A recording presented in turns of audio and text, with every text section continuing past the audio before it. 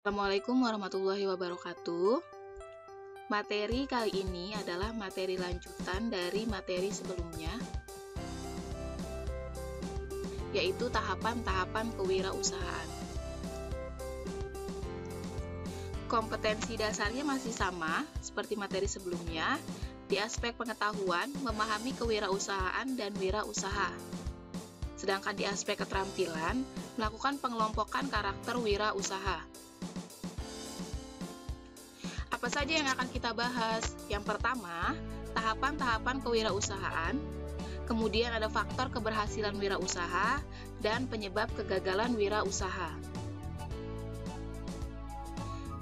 Tahap-tahap wirausaha. Secara umum, tahapan wirausaha dibagi menjadi 4. Yang pertama, tahap memulai. Tahap memulai ini adalah tahap di mana seseorang berniat melakukan sebuah usaha. Jadi sudah ada di dalam benak kalian ini akan membuka sebuah usaha yang sekiranya cocok dengan karakteristik kalian. Selanjutnya ada tahap melaksanakan usaha. Nah, di dalam tahap ini, wirausaha mengelola berbagai aspek dalam usahanya. Mengelola semua aspek dari sumber daya manusia, kemudian proses produksi, kemudian pengelolaan keuangan, pemasukan, pengeluaran, semua dilakukan oleh si wirausaha tersebut. Yang ketiga ada tahap mempertahankan usaha. Di dalam tahap ini, wirausaha melakukan analisis perkembangan yang dicapai. Jadi misal, kalian sudah menjalankan usaha kalian selama setengah tahun atau 6 bulan. Nah, kalian pasti bisa melihat mana sekiranya yang kurang dan mana yang baik. Ada sekiranya produk yang tingkat penjualannya lebih tinggi, ada produk yang tingkat penjualannya sangat rendah. Nah, di sini di tahap mempertahankan usaha, kalian bisa melakukan sebuah strategi di mana misal ketika kalian melihat tingkat penjualan sebuah produk rendah, maka mungkin kalian bisa menemukan ide-ide baru untuk mengembangkan produk tersebut atau malah mengurangi produksi dari produk tersebut, seperti itu, agar usaha kalian dapat tetap bertahan.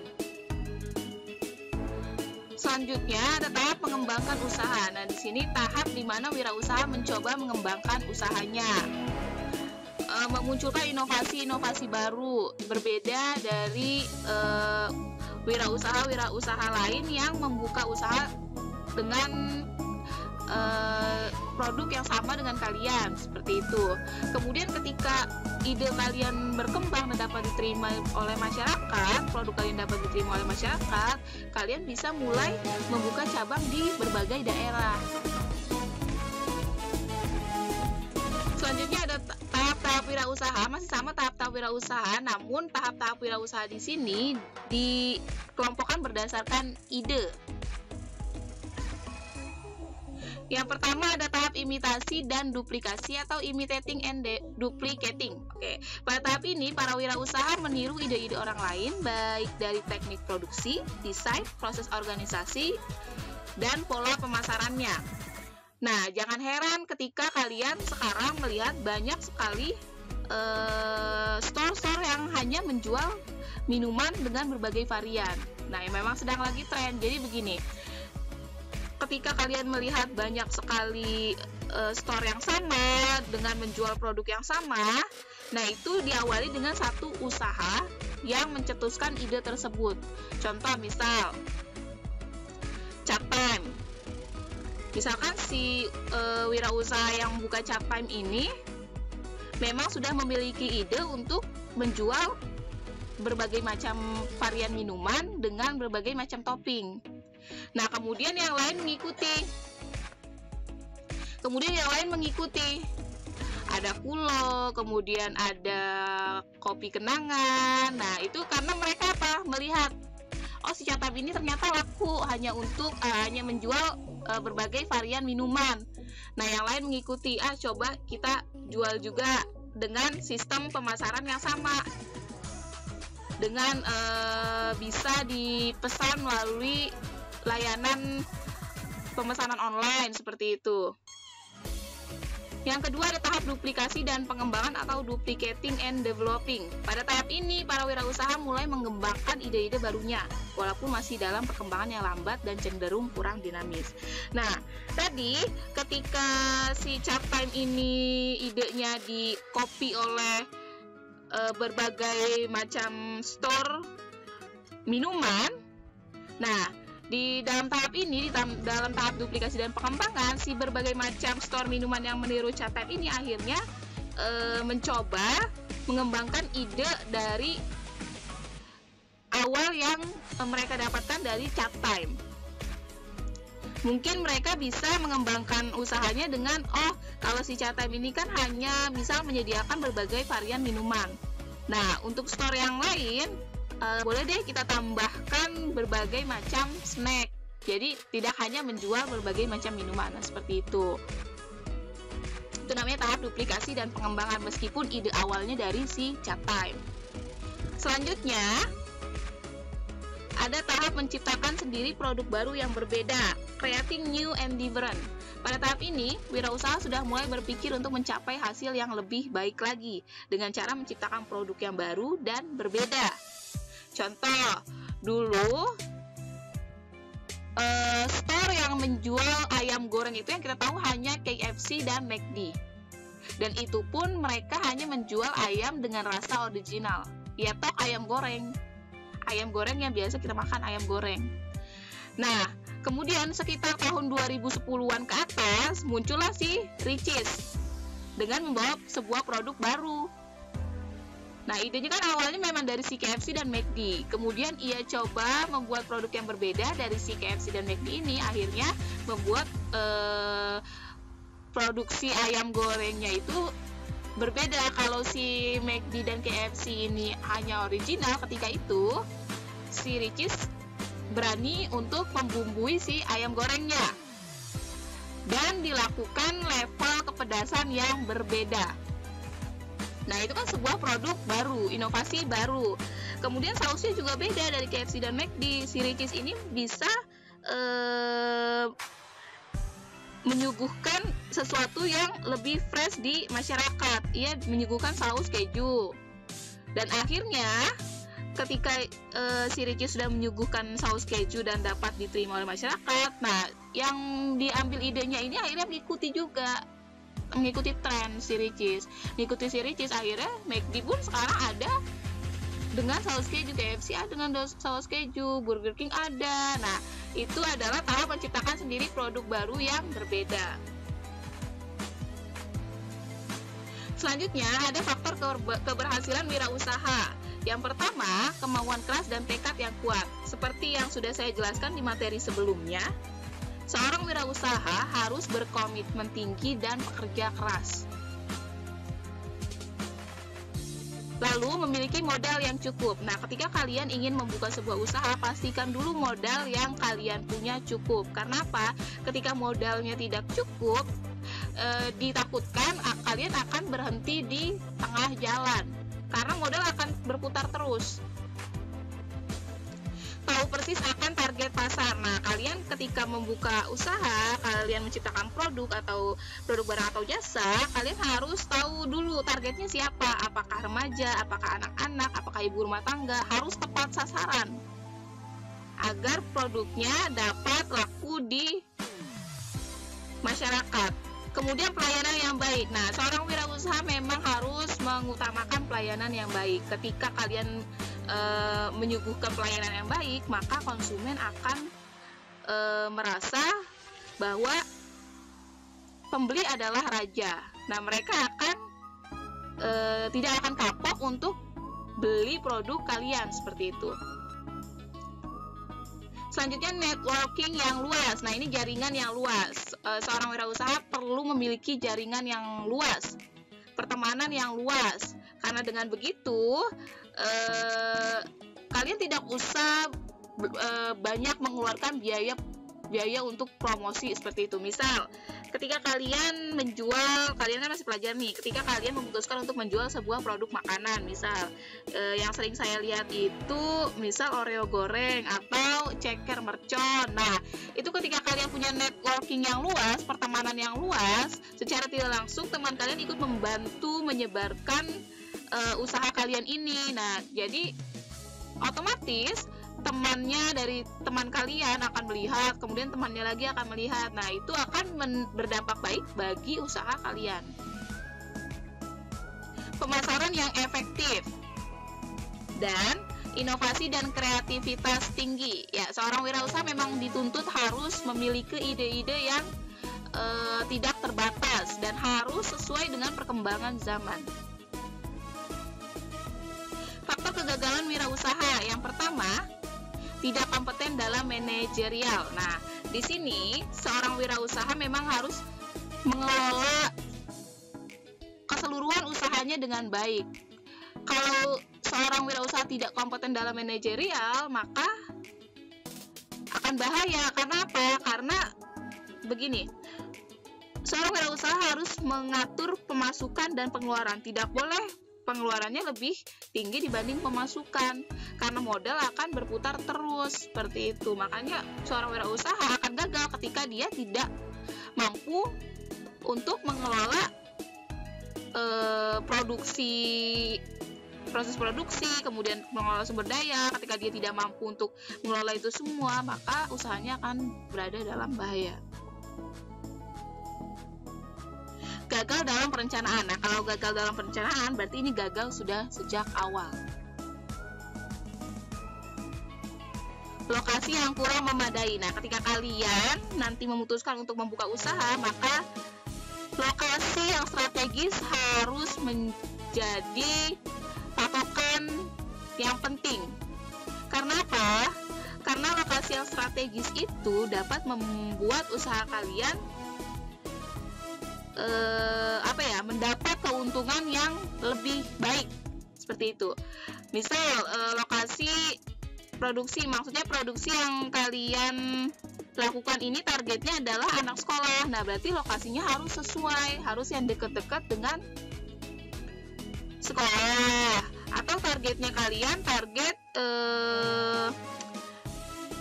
orang kantor, berarti lokasi kalian ya harus dekat-dekat perkantoran, seperti itu. Kurangnya pengawasan perawatan. Nah, ini penting untuk seorang wirausaha, karena gini, ketika kalian memiliki beberapa alat untuk produksi, ketika kalian memiliki alat untuk produksi tapi tidak ada pengawasan yang bagus, maka alat akan cepat rusak dan akan menyia-nyiakan modal. Karena gini, ketika tidak diawasi penggunaan alatnya, misal penjualannya tidak terlalu tinggi tapi alat dipakai terus, berarti kan pemasukannya tidak seberapa, pengeluarannya untuk bayar listrik mahal, seperti itu. Selanjutnya, sikap yang kurang sungguh-sungguh dalam berusaha.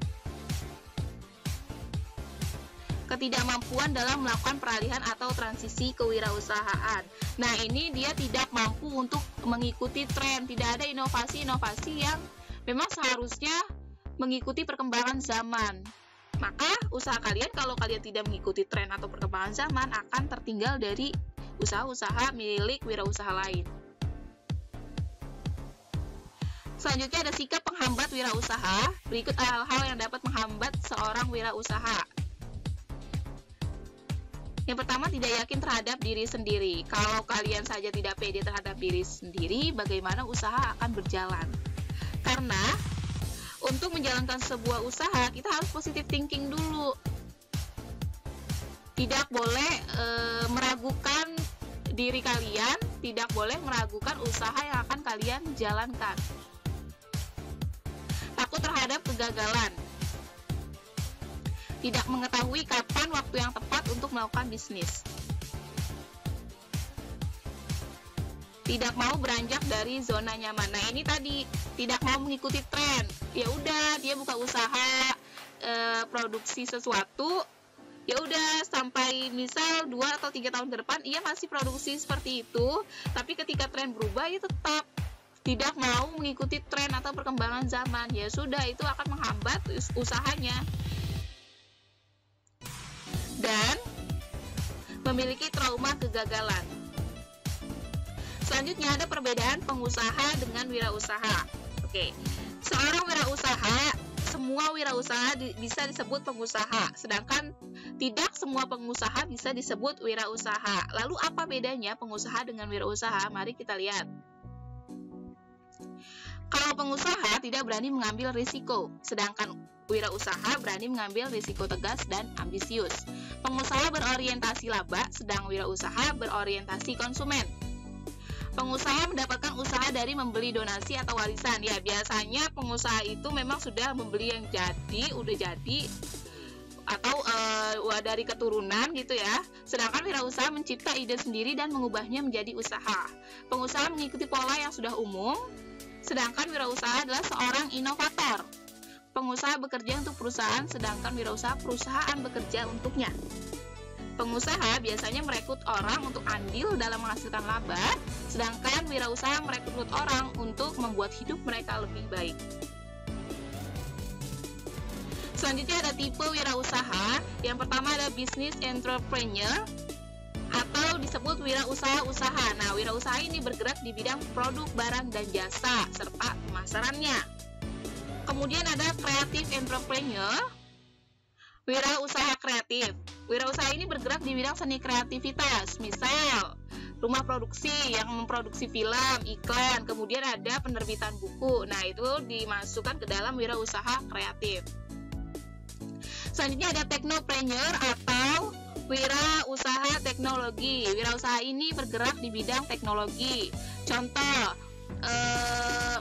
layanan ojek online yang kalian punya sekarang di handphone itu merupakan bagian dari wirausaha teknologi yang mengikuti perkembangan zaman. Yang terakhir, social entrepreneur atau wirausaha sosial. Nah, wirausaha ini bergerak di bidang perbaikan kondisi sosial melalui pasar. Jadi orang-orang yang berjualan di pasar itu masuknya ke dalam wirausaha sosial. Karena apa? Karena mereka menjual produk atau barang lebih murah dibandingkan toko-toko lain. Nah, itu kan dapat memperbaiki kondisi sosial masyarakat, seperti itu. Oke, terakhir untuk tugas kalian minggu depan, kalian akan saya tugaskan untuk mewawancara UMKM. UMKM apa sih, Bu? UMKM adalah usaha mikro, kecil, serta menengah. Oke, tugas kalian cari dan tentukan usaha mikro, kecil, serta menengah di lingkungan kalian. Siapkan lembar pengamatan usaha dan daftar pertanyaan wawancara terkait pengelolaan usaha dari awal berdiri hingga saat ini, serta bagaimana si bapaknya atau ibunya itu mengembangkan usahanya. Lakukan pengamatan dan wawancara langsung kepada pemilik usaha. Dibuktikan dengan klip ya atau video beberapa menit bahwa kalian sedang melakukan wawancara kepada pemilik usaha secara langsung. Wawancara dilakukan dengan menaati protokol kesehatan COVID-19. Kemudian kalian setelah melakukan wawancara, laporan disusun disertai dengan foto hasil pengamatan meliputi foto usaha, wirausahanya, dan foto sedang mewawancarai pemilik usaha. Yang terakhir, presentasikan hasil kegiatan tersebut secara bergantian. Bagaimana cara menyusun laporannya, Bu? Oke, cara menyusun laporannya yang pertama, laporan kalian harus disusun sesuai kaidah penyusunan laporan yang benar. Harus menggunakan Microsoft Word, diketik di Microsoft Word, isi 12, judul 14, spasi 1,5, jenis huruf Times New Roman, ya, rata kanan kiri. Kemudian kalian susun laporan kalian tersebut. Setelah disusun, kalian convert atau ubah ke dalam bentuk PDF. Laporan yang sudah kalian buat dikirimkan melalui Google Classroom dan kalian upload di bagian tugas kelas.